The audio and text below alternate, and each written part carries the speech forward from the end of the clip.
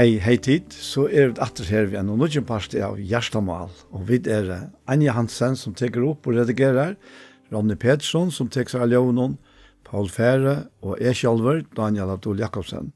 Vi hjertelig velkommen til hendaparsten av Gjerstamal, og ferdig å spyrre Paul hva du hånden ligger av Gjersta i det. Det 4 grunnsbra 8 og nække ut etter ut i braven som jeg var opptatt med. Det ikke mer å være så beinløs, altså.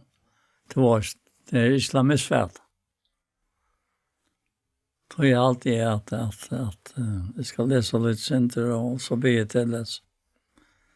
Altså, det stender i første verset og i 4 grunnsbra 8 at Paulus sier han vi vilja Guds kallar til apostel, Jesus Kristus, og brauren Sostenes, til samkom godt som i Korint de som halke i Kristi Jesus, kalla, høyla, og samma vi ötlom, som ein og kvarjum sted.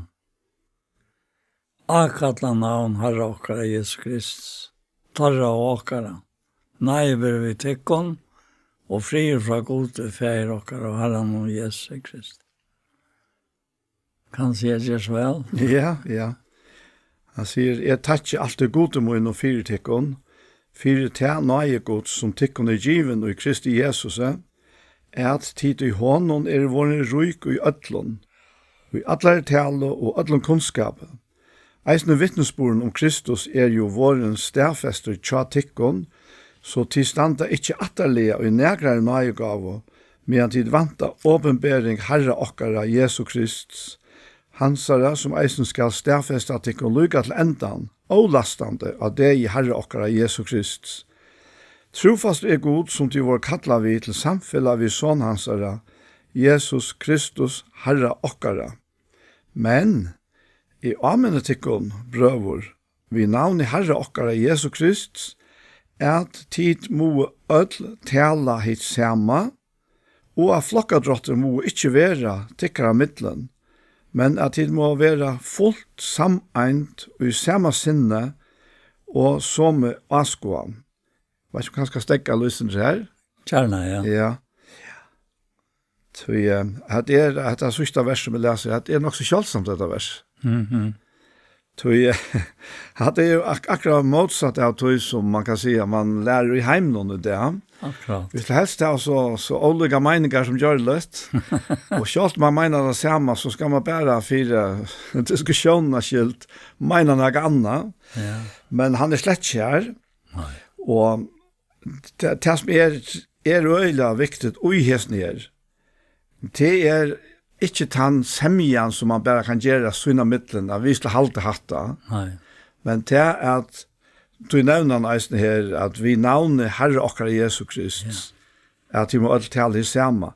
Og det må være det samme som anden hever tale og talere. Ja, det det. Ja. Han talar jo også i New York og nå. Det han styrer, altså gjør vi til honom, det var alt som han øyer i lika med noen tøy. Til sannheten til han at lika med tjokkere. Nei, nettopp. Til hans her. Ja. Kjenner. Og tøy han fest bekk hvor jeg kom vi kærløyka gods. Fire at okkara lov skal kunne enka, altså. Alt til himmelska. Og ikke alt til jørska. Akkurat, ja. Det alltid rett jeg samført om nekkom forum. Og jeg så glad over fire nettopp etter som vi leser om her. Ja. At det tar ikke alltid godt om min fire tikkum, fire den er godt som tikkum given og i Kristi Jesus. At det i hånden vår rygg i øtlån og i alle tale og i alle kunnskap. Jeg minner meg når jeg var Rombrau 5, altså, det første verset her, at rettskjørt av trygg, har vi tog inn og frivillig kult i Herre og Jesus Krist, og vi hånden har vi til trunne etgang til sånn nøye som stand tog. Men det enda nøyen om et eller annet tøytinga Mikkel, tog hun lykkes ikke, tog som vi kallet han, at han fikk nøye, altså. Nei. Slett ikke. Och då säger han här att vi trinner av oss en gång till hos han var som vi stand och ju vid råsakna vi honom dörrgods. Och inte bäst det. Vi råsakna trångten vi och det är helt öde intressant att göra sån här. Det är trångten att komma. Då är att trångten viskar tål. Tjän gospad, ja. Och tål viskar vävn. Och vävnen är inte till skammar till kallar gods utdelt för görs nockara. Vi har det antan som giv nok ner. Så att det är en omvetande inställning och vi vet kunna handla på alltså från god till och alltså. Ja. Och i andan, ja. Jag tycker att det och han menar vi här han byter till samma och säger flocka drottning måste vara till kamellen men att det må vara fullt samma samma sinne och som i askå.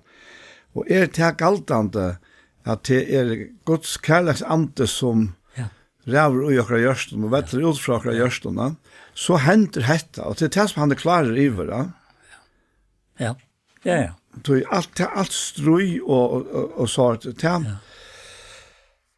det er ikke av hånden, men hinveien sier, så det sjåvende til at Tudjad onkel Erste sier, han mener heldig ikke vi at vi skal bare si ja og gå og ta alt. Nei, det er ikke det. Men det som er av gode, ja.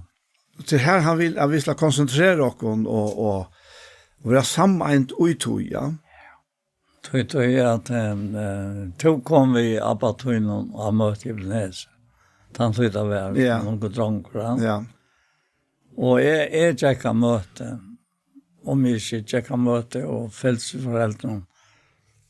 Så får jag möte tror jag att det gamla sån ekva. Och det som vanliga tofton var lagt upp till, det var att det vid vittnesbord. Det var ett evangeliskt möte. Ja. Och där kunde vara näck som vittna. Man tog inte be antan, be hin och be tej, så framvis. Och inte var det rättslagt av människor. Nej, nettopp, nej. Men man råknar ju vid att anten får det. Att tala och tjockna. Det är kemisk va? Tui. Jag kallar det ett andra likam, alltså. Det är nog så verkligt. Och likam är ju höjre till Guds kärlek, alltså höjre till näka som sömer sig tajmon, som tryckvar Jesus. Ja. Det sömer sig, og det er oppatter gypsy enn det. Ja, akkurat. Det kan heller ikke annet enn sømme seg. Det ui som han taler om her. Ja. Så hever det så et utspring fra Guds anta som bor i åkene. Og her er alt fullkommet. Ja, fullstendig. Altså helt, så vi bærer i åkene noe som er fullkommet. Ja. Godomligt. Ja. Som hela anden som som god i okkorna. Och det är ösen som märkligt att vi så sucha virskifte och i samkomna brötas då. Och samsmöten. Tar man alltid så omätliga späntor på hur det för att gänka. Tror jag att det var inte lagt rätt. Nej. Och jag minns helt från Ebenezer alltså, hur gott det kunde vara. Och ösning av toften och fotla för era ständigt som man kom till så möter. Och saknaren blev så väldigt stor att vi missa. Han som hjärtstakare öjer lika med. Och öjer samkomna. Och som jag någon akkurat likam, ett likam som höjt vid Kristus, kan styra. Ösnet att det kommer till det praktiska. Som vi kallar praktiskt alltså. Ja. Så nu är det yngre än du. Ja. Men alltså, jag minns gott att föräldern kommer för ut i saltsiloina till samflagsmöten. Ja. Och att det var ölla länkmöt. Ja, det var länkmöt. Ja. Og jeg skilt så sættene at det kom til at det tøyna var det for det meste frukt. Da. Ja, det var frukt. Og det var så øyla nekve vittnesborer og taler og så som kom fram. Og det var lukket som undantaget fra nesten til vanlige. Ikke tøy at sånne kvelden var det lukket som alltid frukt, men jeg må si alt det som er minnest, så var det lagt upp till det skulle inte vara mer en annan timme. Nej. Men samfunnsmøten var undantøysen. Da var det liksom ikke grenser for slanser kunne være. Jeg minnes da Palle Mariano kom til Trekva, og Dåsen kom også til Trekva. Der var felagsviner åren, no? Og der kom så en utdrag til Skotlauner, og vi var nettbær ute til åren, til møtene. Og det var så det, jeg kan ikke si at det var avskil, men det var godt skila. Og Palle ble så ivrig og tog at han vant at han får ikke slippe det av vittna.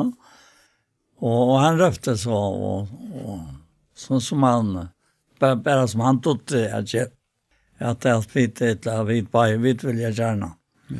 Han var vittspår. Og tar for så, feier opp. Og tar smavis vets på høyre. Sånne mannen som hadde livet, og lengt liv. Og vi var kanskje best aldri, kom til trikk. Høyre at det er vittne om herren, yes. Hvordan alt praktisk til livet. Jeg minnes det som det var noe helt særlig, som jeg vet ikke at jeg ganske snettes, men jeg følte til at det var kjeilig til at jeg skulle være så ung at jeg slapp via til møtene, til det er så spennende, ja. Ja.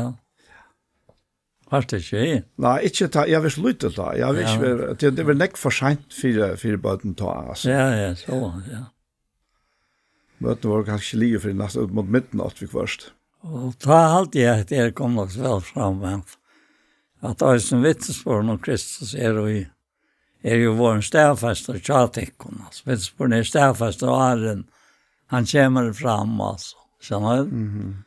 Og så, og til stand i kjattale, nekker nøyka, og med han tid vant av åpenbæren karakter Jesus Krist. Han sa som også skal stedfest av tikkon, lukket lentan, avlastande at det er karakter Jesus Krist. Og det er nekka som du nevnte i Jan, at han til å si at nå kan det kjøre lunch inntil Jesus kommer han. Vi bøyer bare etter om han. Så du snakker om Arne vi börjar, ja. Ja. Og så det han sa som jo også skal stedfeste at det kom lukket lentan, avlastande at det er karakter Jesus Krist. Trofast er god som tid var kattlet vi til samfellet vi sånn ansvar, Jesus Kristus, Herre og.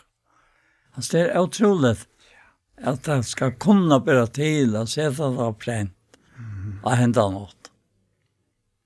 Men det er ikke bare til hvis det er en god vi trykker var ikke var god i allvalgt. Akkurat, ja. Hvis han er god skaper, god frelsere.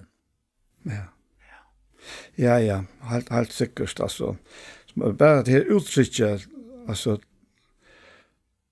han sa som jeg skal stedfest at det går lykke til enden avlastende, at det er Herre, okkara, Jesus Krist, sa. Papur og prensverste er takknemlig, da. Og i seg sjølven pjøst ikke være noe verst, da. Det som gjør du videre, det er sannleggen som ligger 18-4 til som vi skriver. Og vi kjenner det jo bare fra pengaselen og tjåkene. At det er jo bare papur og liter og sånt. Men det er bare videre som vi kunne lytte av. Og så vi kvar så kommer falske seler, altså så sent som vi har vi i Danmark, altså vi falske selene. Og så blir man klakket på denne veien, til en falske sel kan ikke brukes til å legge, til han har ikke videre.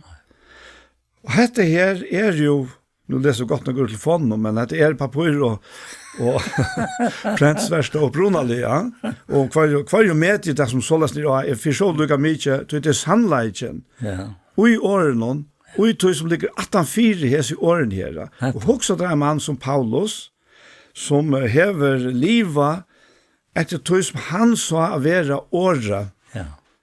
Inntil han som møter sjølven åren noen, Jesus, ja. Og han fer øyla lengt ui øtlantøy, nekk langere enn til han nærgande var atla av gode som hele hadde året skriva, tog det var miskjelt. Men så møter han herran, mamma så sier, og herfra brøytes livet til honom, og han innstidler seg på til livet, så han hever opplevd og erfære verilegan ui at han verilige herre. Han sånne gods, og han deier, eller hver deier for sin drokkere, men reis opp etter, og liver. Og Paulus møter til livande oppristna herran Jesus, ja. Og herfra brøydes livet til honom. Så det ikke så løsning at han først hever skriva næga som rithøvunder annars gjera. Det kan teka okkur fra verleggene, men det finner på sjølver eisene, og så skriva der, og gjera en verlegga til som faktisk alt verlegg som han kan ombå og syre av verleggene til sleste, ja. Men her det øvått. Her færingen, åren til å skriva. Så det en sånn tingt ut, en sånn kraft ut i eisene. Nettopp, ja. Det han sier det her som du kan lese. Ja. Men det kom bra vår i navnet Herre og Jesus Kristus. At det må et herligt sammen. Og at flokkadrotter må ikke være tykkere midtelen. Men at det må være fullt sammenhånd og i samme sinne og som jeg skal. Dette kan han bare si at Kristus lever med. Kristus lever med. Signe røyk og nøye større Kristus lever med. Annars han ikke kunne sagt. Så det vereløg. Ja. Og det som størst med nek forstående nettopp at det så antallige sannløkene som kommer fram til man leser brøven, ja. Og han sier så var ikke at han her at det er mer sagt om tikkum brøv og møyner at jeg tar meg så kloe jeg strøy tikkere mitt. Jeg mener vi at jeg nok for tikkere sier jeg Paulsamev, Apolsamev, Kefasamev, Kristusamev. Og så spyr han Kristus på et sånt. Vi har Paulus krossfest for deg. Etla gjør ditt døpte navn Paulus. Og så fer han i noe til at han takker for han ikke døpt nærkere av dem. Altså her fer han bare inn og i det som bønt fram. Altså. Åttan alt. Og samme. Ja, altså det som man jeg sier dere her til at så tydninger blir ikke som dobren så må han omgående få høvesfokus. Nei. Det som han sier her. Da. Ja, det han sier. Ja. Og at det her vi at om det flokkadrotten at jeg mener vi en politiker sier Paulsamev, Paulsamev. Og man kunne være her og sagt at jeg brødre med over, jeg pinsa med over. Ja. det verleggen til han sier. Ja. Og sånn må vi fyre alt til den verleggen som det, men i andre noen. Ja. Og det som gjør det møvlet med noen tror som sitter her. Ja.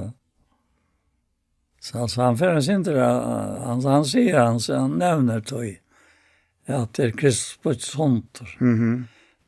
Paulus krossfest for deg. Hør det opp til navn Paulus. Jeg tar ikke godt for at jeg kan ha tikkene av døpt til Kristus og Gaius, så andre kan si at det var døpt til navn mot. Det var døpt i høysten til Stefanus. Annars var det med ångene jeg var døpt. Kristus sendte vi jo ikke at døypa, men at kunne ikke evangeliet. Ikke vi som åren for at kross og krysser kunne ikke med seg kraftsøyne. Akkurat. Jeg skjønner? Ja. Så vår krossens vist av en dorskaper som får tepast, men åkken som tryggva det kraftgods. Altså, det ikke noe annet som ber. Nei. Men det akkurat det. Altså, det er kraften som ligger ut i at dette her fullkommen vire. Ja. At han fyrer alt det der som han tåsar om. Nei. Han vet hva han tåsar om, til han finnes det åpenbæra fra herren selv.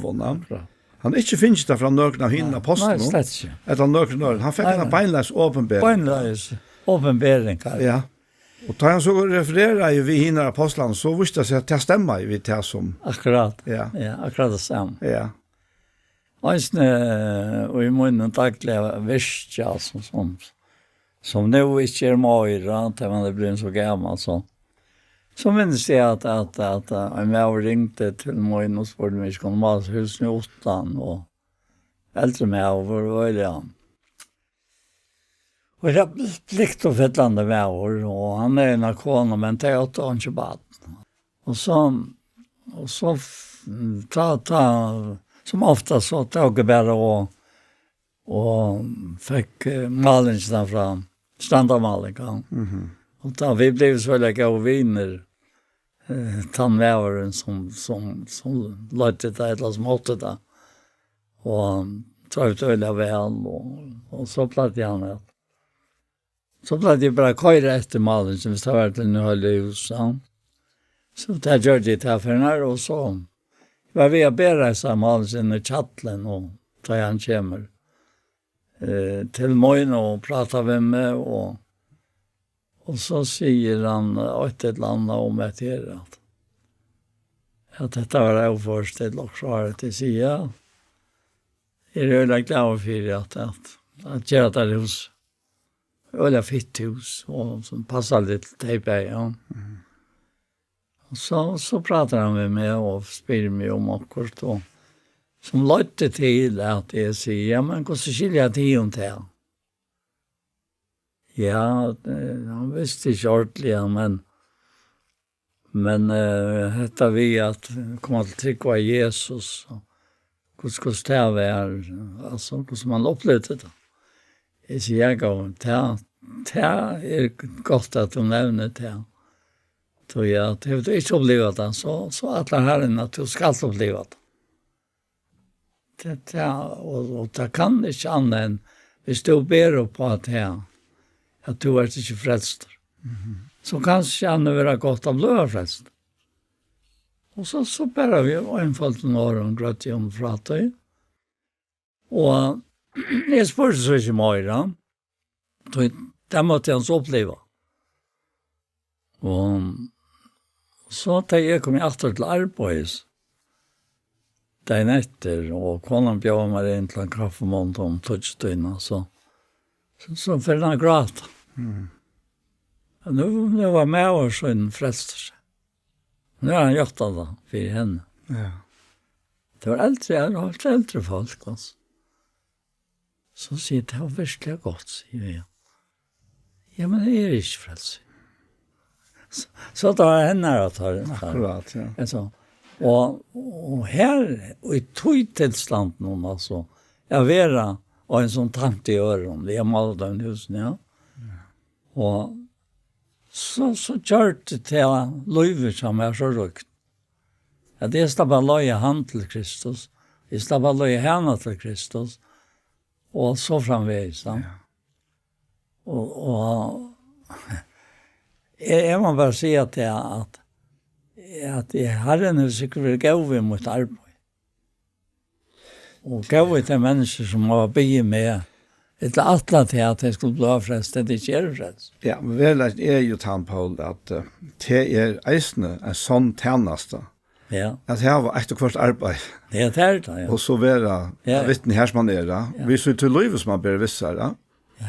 Jeg legger et mest til at du forteller om den mannen her, at du presser ikke til å be en egen bøn, eller noe sånt. Du gav sånn evangeliet, og så tok han imot det, ja. Akkurat som det skal eire være, i hverdagen. Og det var sånn naturligt at han slipper å fortelle konene først. Og det vakte jo i henne til som hun løsene, tror jeg. Så jeg hver jeg ser seg kona, hun jag knäck och han cykla och han cykla och kom runt i byn och så platt jag ofta för att prata med henne. Och ja. Så minns det tar jag ju hon lät dödja så grät hon och sjukhus någon. Från Vidjana. Och jag ser hur grät att du var ju frälst och trösta Jesus. Ja, men ett ord ska be för en var. Jag säger, det skulle vidare. Ja, men hur så? Jag ska be först, akkurat som mamma gör vid sina dötter. Jag kan gå till pappen och låt och så ber jag vid. Så ber jag vars då, affär var sammen vid henne. Och hej, du vet att så måste ju. Så glädje han blev att han klarade det alltså. Först. Så och skapet då att du märker i hjärtan att Herren skaper det enfalda. Evangeliet. Ja, akkurat. Ja. Det är inte tror att det är mindre värst, men det är så enfalt. Alltså. Och så möta människan här som tejer. Och möta dem här som tejer. Och jag sjukhus någon är en sång. Ja. Men i höjmen någon tejer hon, det kan man ju dräcka och för att gråta. Och så framvis.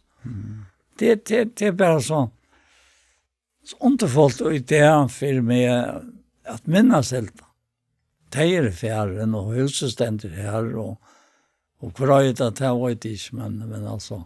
Men så sa ett annat som han gjorde till jag var livet om alla. Och vi skulle mala ett attor och nästa år. Ja, vi kunde läsa 2 år gänga sig. Och det blev det så. Det var väl den här ett kontakterna och allt det där. Det var för samfället jag vill ha det. Ja. Ja, så står det tydligt ut då. Så ja, det är över Atlanten. Ja. Alltså, det är över Atlanten. Det är inte Anna och han. Som river Atlon och i Atlon och vi Atlon som han säger någonstans. Skrivit ner så här. Ja. Det är akkurat det. Det är det här Luiva som ja, det Luiva ja. Som är så bröven i här alltså inte få fram i ockorna. Det är så långt bor i ockon. Ja. Så bor i Atlon som tryckva i Jesus alltså. Så är ganska tillvitan om Guds störst att det kan vara imiska. Ja. Men det skulle att vita att han tror att Jesus äger detta liv. Han har ju öjtat. Ja. Och här vi så man kan se hvis vi säger på samma så är vi objekt för hans omsorgarna. Ja. För han önskar att vi ska få glädjen och siktningen av att detta liv släpper fram med att oj ockorna. Man märkte det också att allt var bra. Ja. Ja. Akkurat. Ja. Det var allt bra. Ja. Ja. Så det han säger också nu med att det är spurt han om tantallet. Ja, han gick i kyrk och så han kom sånn det. Så jag helt det nog. Nej, det är inte nog. Så det om jag helt det att det var inte nog. Så nej, det är personligt att det är vi har. Han har skapat allt det här samband. Det är inte du som har skapat alltså. Han har skapat det. Du tror inte till det. Du ska ta det. Ja, och det är det rätta rättfyljan om man säger kvar man så annars kommer. Ja, det är sant. Det är det personliga. Att man kommer känna det. Ja. Det är så helt omätligt sådant utnyttning. Det är det som är livsbröjtande för människor. Ja. Fullkomligt. Ja. Det är sånt för som Sankre säger att jag sa och jag sa andligt. Han hugde milta med och sal var fyllt vid glädje. Sargen fausen ve och allt det här. Alltså vi öja så omätliga perlor av sankom och som uttrycker det här liv. Ja. Ja. Det är helt visst. Ja. Han säger det ju en sjunde vers alltså. Ja, du vet att heimeren vi vursdom så innan. Kjente ikke godt, og vi vursdom i hans her. Lykke det gode vi dorskape prætknar, jeg frelser deg som trykk. Jøder krever jo tesen og krikkar sørs av vursdom, men vi prætkar Kristus, krossfestan, jøden avstøyt, og høytningen om dorskap. Men tøymen som kattleier og bæger jøden og krikkon, Kristus kraftgods, vursdom gods, Så sier han, «Du dårskaper gods er viser jeg menneskene, og veiklage gods er sterkere jeg menneskene. Du hitja kattele tikkara braver. Tid er ikke mennesker viser etter alt den. Ikke mennesker mektiger, ikke mennesker habarner. Nei, det som var heimen og dårskap. Utvalgte gods er fyrir at gjerina viser til skammar. Det som var heimen og vakt. Utvalgte gods er fyrir at gjerina sterska til skammar. Og det som heimen er løyt i at høya. Det vanvirta. Det som ikke var. Utvalgte gods er fyrir at gjerina til skammar. Det som var neka. Så ikke alt skal røse seg for gode. Men av honom er det tid, og i Kristi Jesus, som er våren og vursdommer fra gode. Rattvise, heilagjering og endeløse. For at som skriver tann og i røse seg, gjør han. Alt dette er fra han. Som er våren og vursdommer. Ja. Kristi Jesus. Vursdom fra god, rattvis, heilagjering og endeløsning. For jeg som skriver, den er røsser, gjør han. Er det ikke størst? Jo, til helt visst. Og alt det her, det gjør så til at vi er ødt vi. Ja. Faktisk lukker mye om man er helsevera visende klokken, eller man er der, ja. Ja. Men det er bare så til at Guds visdom er noe annet enn det som er altså visdom i hesen heime, ja. Ja. Det kan være nok så ringt å suttje. Men et som fylger nettopp vi kanskje visdom som ikke er av gode, det er å råse seg, da. Det er at man har kjempet seg fram til et eller annet og funnet det av, og så rønner man ikke hva det er å gjøre, og så vil det litt opp og finnes det slag, men det nytter ikke hvis man ikke eier visdom som han taler om her. Han sier jo en sann kjell. Guds visdommer er, hva svart han sier, ja. Ja, Guds visdommer er Jesus mån. Lät verden sväva så. Akkurat. Och jag hemsets visdom frälsat det, og helt var det frälsat med. Så är det enfalt alltså. Väl einfach sagt, ja. Det är alla tog i hjärtan. Ja, det är akkurat det att Guds visdom gånger ut från liven som han själv har givit oss. Men him visdom som inte är från honom, lukar mig kan man så kalla han till faktiskt lukar mig till Jimberg. Det kommer ganska mer under religiösa visdom än akkurat det är tekniska kan man säga. Men till inte liv, inte antalet liv ut och lukar mig men Guds visdom är spretter ut från till liv. Ja. Från här som kärlekans anta som är uthelt och görs nockare. Det som fyller redan nekver på her, tja hon her, det er som visdommen er, da. Ja. Og hvis du nu fortsetter sin en annan kapittel her, da, så sier han her at jeg kom til tikkere brøver, kom jeg ikke som mastare og i tale etla visdommen, ta jeg kun gjør det tikkere om vittnesbord gods. Ja. Så jeg sett meg for ikke vita med tikkere utan Jesus Kristus, og han krossfesta. Ja. Og så er det årene her som han sier, og jeg var tjatik om noe veikleika, øtta, og miklare biva. Talamoen og pratikamoen var ikke vi ivertalande visdomsåren, men prekva av anda og kraft, fire at tryggtikkar skulle ikke være grunda av menneska visdomme, men av kraftgods. Till öll han är nöjer rocknad, ja. Alltså han är så bänge för att han kommer säga näka som bara är av honom själv, va? Akkurat. Och det är ganska öland och han kommer inte som en mästare i talet, visdom, ja. Nej. Ja. Det är faktiskt öll intressant alltid att han sier det eisende til her i Filippebrand til at han forklarer hvordan høy rang han heier mitt i jøtene her. Og her er han så møter Jesus, ja. Altså, han var ikke så kunne ha hakre rang enn han, altså.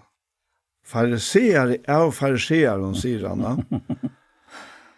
Og ta var det kalt at alt på mennesker har visdom. Her var ikke en antallig visdom rundt at heimen. Det har vidt av jo eisen for alle her konfrontasjoner som Jesus har vi fariseerne og jøtene annars. Ja, øylet. Øylet, ja.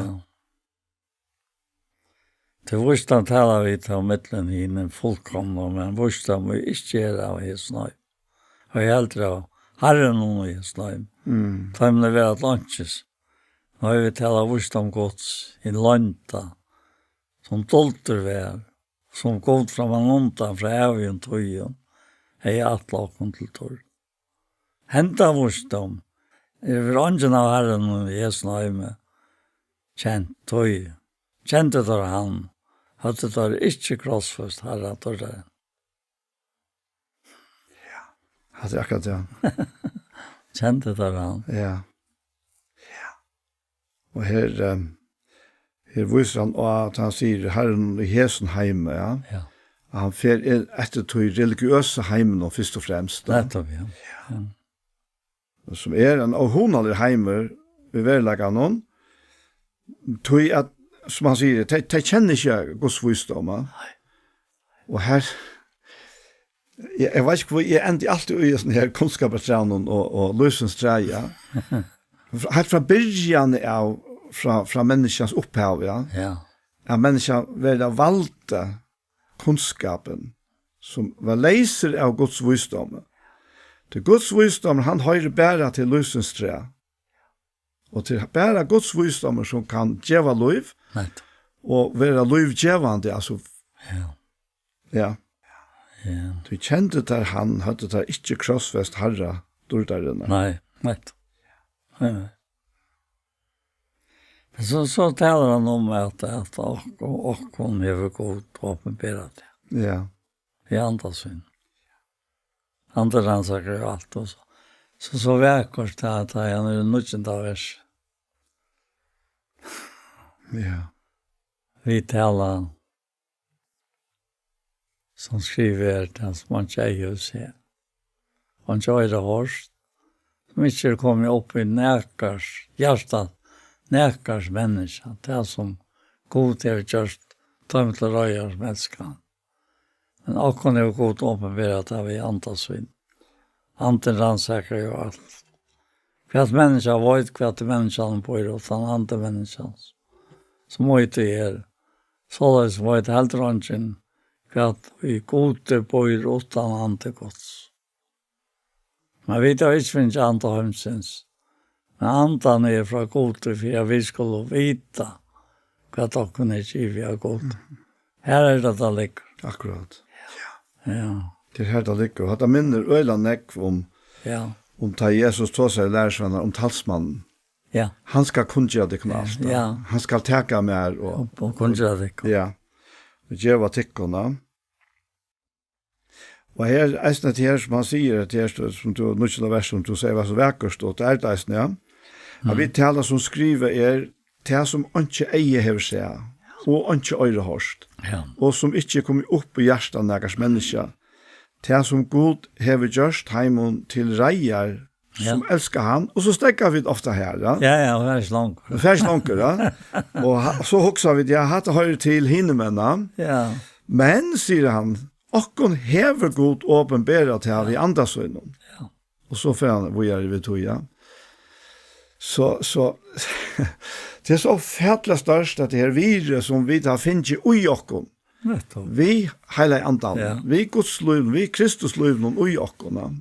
Ja, hvis han personen ikke slipper å være at han fyrer okkon, altså i likam okkon, og i likam noen som atlandet er, så misser vi det jo, aven fer, og så fer alt bare for seg. Ja.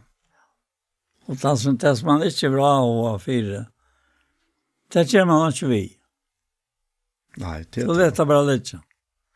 Och i mest synter av oss när samband vi med i samband med arbete hej och hur jag lyckades det kunde vara brukt. Men nu är det nu i någon halvt år än som var ta. Alltså i samband med alla. Ja. Och det är inte skafta rosa sig.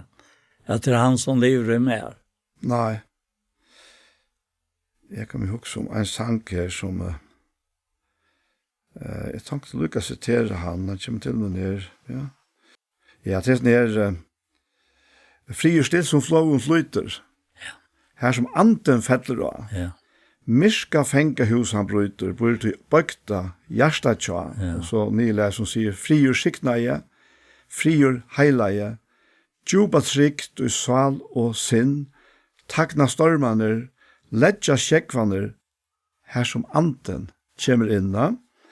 Og andre verset sier, «Hesen søte himmelgestur, helse, lov og gledeber, troarveiker støyer trestur, sturan åregv borstefer.»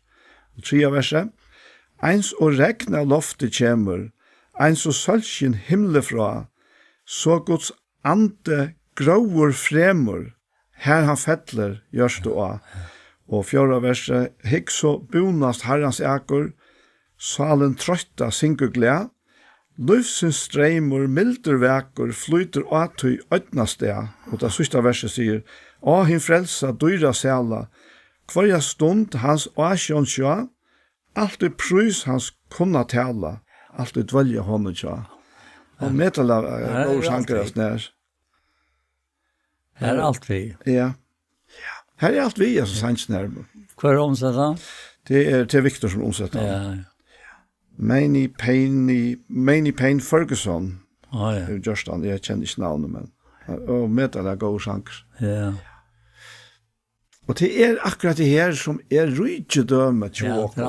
At det her andans liv som vettler fram og skapar grover og alt det som godt er. Ja.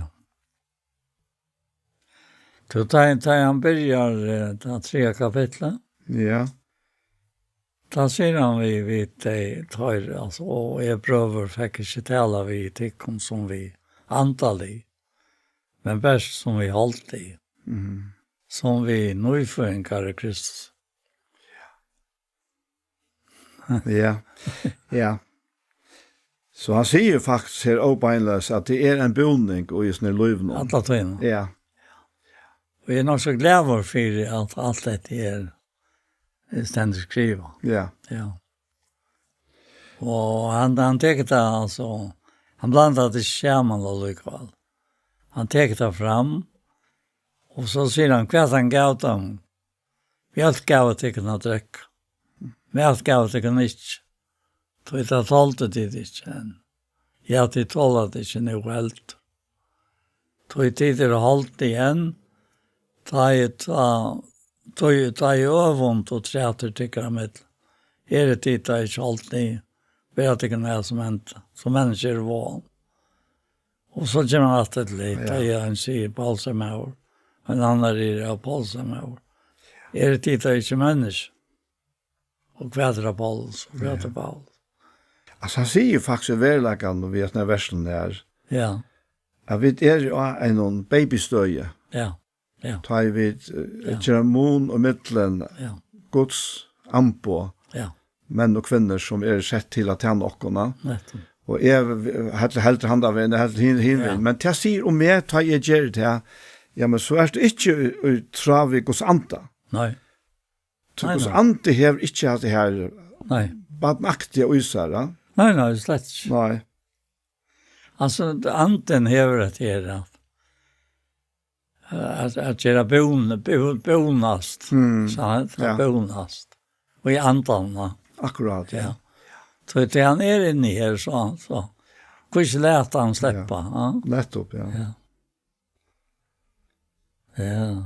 Men det sier også nesten til Paul at vi at selv om vi er født av nødjon, og vi har Guds ande i oss, Ja. så må vi själva ta avgjør hva liv vil liva. Vil liva hetta banaktiga strussliv, kan man klanter og struer og personspurningar, etla innskja liva hetta her andans liva som ber satt og semjevissar i verlegana. Akkurat. Og tema så, og for enkelt skjønne leie, roa for seg sjølvan. Ja. Hva liv innskja liva. Akkurat. Og han spurte hva til Apollos og hva til Paulus. Tjenere som de kom til trygg vi. Det som Herren gav øynene og kvar. Jeg plantet i Apollos vattnet, men god gav vøkst.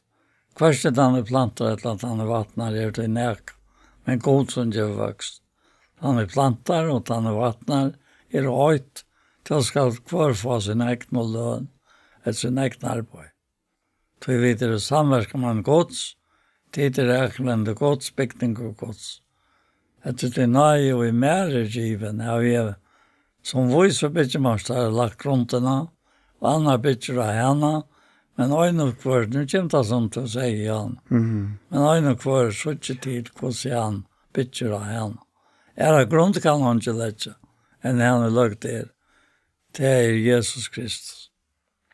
Og så får han ta seg atter om etter. Ja. Kan man bedre vi. Ja, akkurat. Han sier det faktisk klart og tydelig. Ja. Men det som en gang tydelig fram her at Paulus sier at vi tjenere herrens, vi tar kvarsen personer, og tar kvarsen av tjeneste, og så kanskje dette menneskeslige jeg kommer på at Apollos ikke blir heilig og lust etter.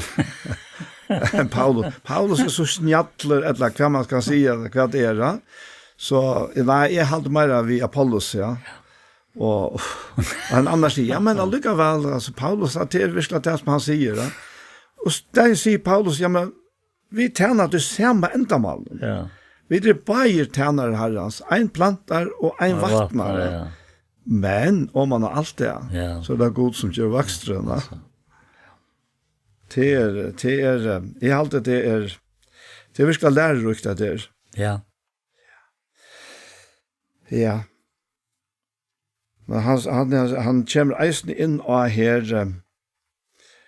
etter her vi som vi nevnte om at grunn kan og ikke leggen henne i løgter. Det Jesus Kristus.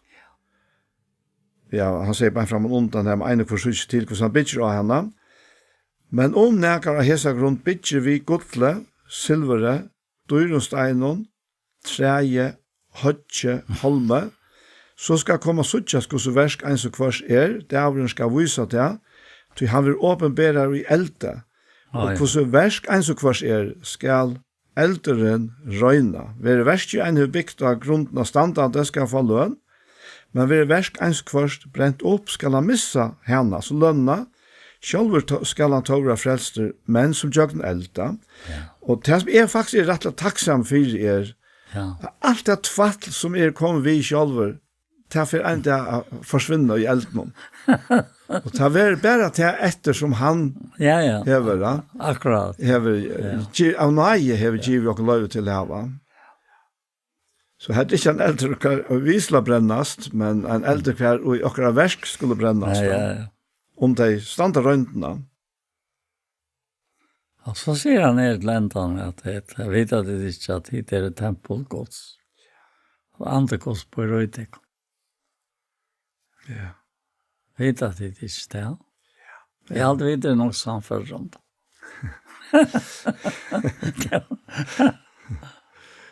Ja. Men så det som danska ord at jeg sier, et kort at forstå, et annet skip av føre. Men nei, alvor, han det øyla rykte det tog han knyttet det så øyla vel sammen vi lika med tjokken, at det tempel. Ja, det tempel. Heile andans, eller tempelgods, sier han her. Ja. Og andre bor i York. Ja, og tog vi tempel da. Ja.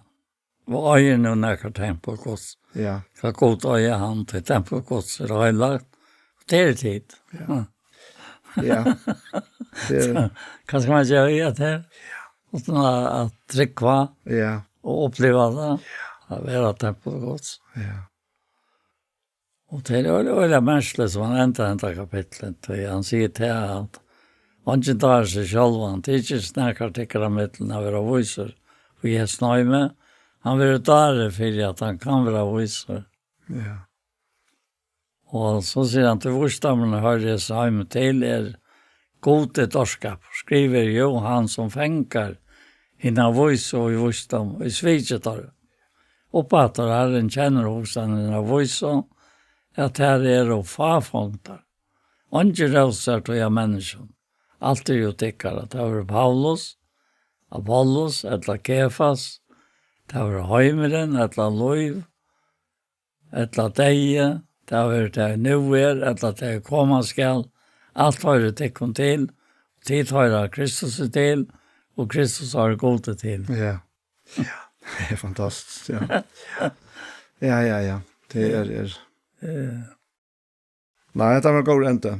Ja, allt det. Tid har det Kristus till och Kristus har det gått till. Ja, nu blir det det. Ja. Och färg i Jesu namn så tackar vi till här för det. Och medaliga nöjetøyna som springer ut fra tunne kærleika til okken her. Takk for at du hever valgt at gjøre okken løyve, gjøknen til at sånne tunne døye for synder okkara. Vi takker deg for at det underfotla evige løyve som langt nå har tidlig bygg vi okken som trykker herre. Takk for at det rydgjødømme som fylger vi og som fyller okken fra til herre. Takk for at dette her det som verilig hever vire i okkara. Og i okkara liv, i okkara tegn døvun til å give okkara liv her av gjørende herre. Takk for at dette andas liv det som knyter okkon til sjølvan himmelen herre. Du hesen søte himmelgjester som sanger sier som siterer, han han som bor i okkon. Takk for det herre. Her bare ikke bare signa tutt, egna, dyra bare livande år til alle de som høyre og lurste etter okkon herre. Og vi ønsker herre at det tutt år herre, og ikke akkurat meninger som vinner fram herre, og til videre av det at tutt år livande høy kraft, og til det som fyrir jøkken herre, og dømer hoksander og ra hjertans herre.